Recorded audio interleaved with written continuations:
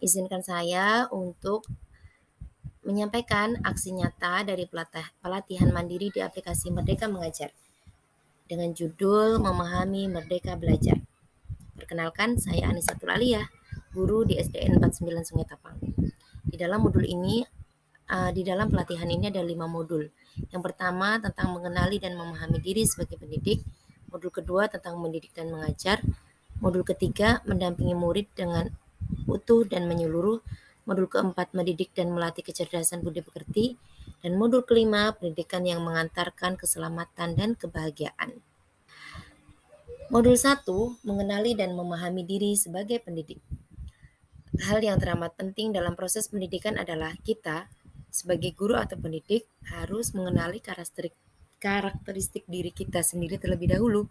Kita harus mengenali kelebihan dan kelemahan kita sendiri sebagai pendidik sehingga nantinya mampu menjadi pribadi yang dapat mengantarkan murid menemukan diri mereka sendiri. Mengenali diri merupakan salah satu aspek penting untuk menjadi manusia merdeka. Kemudian pada modul 2 ada 3 pembahasan. Pembahasan yang pertama tentang mendidik menyeluruh. Maksudnya mendidik menyeluruh ini adalah bahwa kita sebagai pendidik tidak hanya mengajar, melainkan mengajar dan mendidik. Mengajar merupakan bagian dari proses mendidik. Bahasan yang kedua yakni tentang pendidikan selama 1 abad. Secara pendidikan pada masa kolonial Belanda itu cara guru mendisiplinkan murid yaitu dengan adanya perintah dan sanksi. Kemudian juga ada praktik diskriminasi. Praktik-praktik ini tidak sesuai dengan pendidikan di Indonesia. Oleh karena itu, Ki Hajar Dewantara memperkenalkan sistem Among yang terdiri dari 3 slogan. Yang pertama, Ing Ngarso Suntulodo, yang kedua, Ing Matio Mangunkarso, dan yang ketiga, Tuturi Handayani. Kemudian pembahasan dari modul 2 yang ketiga adalah menjadi manusia secara utuh. Manusia utuh adalah manusia yang merdeka, yakni manusia yang dapat memerintah dan menguasai dirinya sendiri. Dan inilah kodrat manusia, tidak tergantung pada orang lain. Manusia merdeka terdidik lahir dan batinnya sehingga mampu memenuhi kebutuhannya sendiri. Ini menjadi dasar guru saat menentukan tujuan pendidikan, menyusun RPP dan menghadirkan pembelajaran. Harus memenuhi kebutuhan lahir dan batin murid. Kemudian modul yang ketiga yakni mendampingi murid dengan utuh dan menyeluruh. Di sini ada 2 bahasan ya. Yang pertama tentang kodrat murid dan yang kedua tentang trikon. Kodrat murid di sini maksudnya adalah kodrat zaman dan kodrat alam. Kodrat alam ini maksudnya sifat dan bentuk lingkungan tempat murid tinggal. Sedangkan kodrat zaman adalah era atau masa di mana murid kita hidup. Kemudian untuk pembahasan yang kedua tentang trikon. Asas trikon yaitu yang pertama tentang kontinu atau berkesinambungan, kedua konvergen, pengembangan yang dilakukan dapat mengambil dari berbagai sumber dari luar, bahkan dari praktik pendidikan di luar negeri. Dan yang ketiga adalah konsentris, pengembangan pendidikan yang dilakukan harus tetap berdasarkan kepribadian kita sendiri. Modul keempat, judulnya mendidik dan melatih kecerdasan budi pekerti.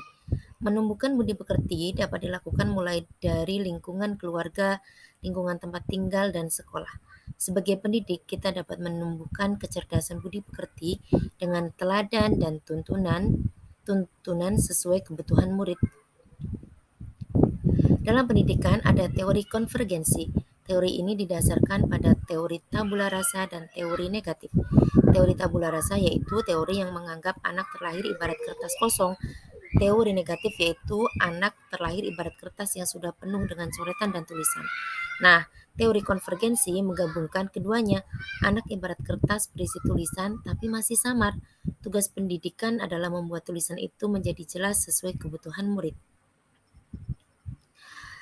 Kemudian modul yang kelima yakni pendidikan yang mengantarkan keselamatan dan kebahagiaan. Mengantarkan murid selamat dan bahagia. Fungsi pendidikan adalah mengantarkan murid agar siap hidup dan memberikan kepercayaan kepada murid bahwa di masa depan mereka akan mampu mengisi zamannya demi mencapai keselamatan dan kebahagiaan. Proses pendidikan ini menggunakan sistem Among.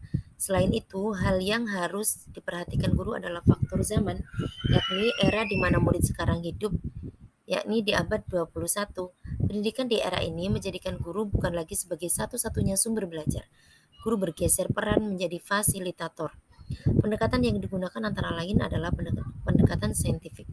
Guru harus selalu mengupgrade diri supaya tidak tergerus zaman dengan tetap merawat cinta terhadap tanah air. Maksudnya kita itu mengikuti perkembangan zaman, perkembangan global, mau itu di dalam negeri maupun di luar negeri, tetapi tetap kita tetap berpegang terhadap kebudayaan asli kita. Selanjutnya, di modul kelima juga dibahas tentang menciptakan lingkungan pembelajaran terbaik murid. Tindakan karakter yang berisi nilai-nilai perlu dimiliki murid untuk mengaktualisasikan diri murid dimanapun dia berada. Murid dibekali sikap dan karakter profil Pancasila yang terdiri dari beriman bertakwa kepada Tuhan Yang Maha Esa dan berakhlak mulia. Yang kedua, berkebinekaan global. Profil ketiga, bergotong royong. Keempat, mandiri. Kelima, bernalar kritis. Dan yang keenam, memiliki profil kreatif. Selain itu, pendidikan perlu kolaborasi antara sekolah, orang tua, dan lingkungan masyarakat. Ada pepatah mengatakan bahwa untuk mendidik satu anak, kita memerlukan orang sekampung. Jadi, bahwa di dalam pendidikan ini kita harus saling peduli dan saling berkolaborasi untuk mencapai tujuan pendidikan yang dicita-citakan. Terima kasih.